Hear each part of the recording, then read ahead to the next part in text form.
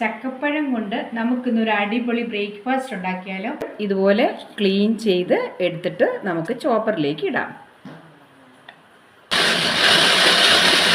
ചക്കപ്പഴം നല്ലതുപോലെ അരച്ചെടുത്തിട്ടുണ്ട്. ഒരു പാൻ വെച്ച് 1 സ്പൂൺ നെയ്യ് ഒഴിച്ച് നമുക്ക് ഈ ചക്കയൊന്ന് വഴറ്റിയെടുക്കാം. അല്പം ശർക്കര ചീകിയെടുക്കാം. ശർക്കര നമുക്കൊന്ന് ഉരുക്കിയെടുക്കാം. ശർക്കര നമുക്ക് ചക്കയിലേക്ക് ഒഴിച്ചു കൊടുക്കാം. ഏലക്കായും ജീരകവും നമുക്കൊന്ന് പൊടിച്ചെടുക്കാം. ഏലക്കായ ജീരകം പൊടിച്ചത് 1 സ്പൂൺ ഇട്ടിട്ടുണ്ട്. തേങ്ങ ചിരണ്ടിയത് ഇട്ട് കൊടുക്കാം. ഗോതമ്പ് പൊടി എടുത്തിട്ടുണ്ട്, ഇതും കൂടി നമുക്ക് മിക്സ് ചെയ്യാം. ഗോതമ്പ് പൊടി ഇട്ട് കൊടുക്കാം. ഒഴിച്ചു കൊടുത്ത് നമുക്ക് നല്ലതുപോലെ മിക്സ് ചെയ്യാം. മാവ് നല്ലതുപോലെ മിക്സ് ചെയ്ത് വെച്ചിട്ടുണ്ട്. ഇതാണ് കുമ്പിളില. ഇതിൽ നമുക്ക് മാവ് ഫില്ല് ചെയ്യാം. നമുക്കിത് വേവിച്ചെടുക്കാം. നമ്മുടെ കുമ്പിൾ തയ്യാറായിട്ടുണ്ട്. ചക്കപ്പഴ കുമ്പിൾ തയ്യാർ.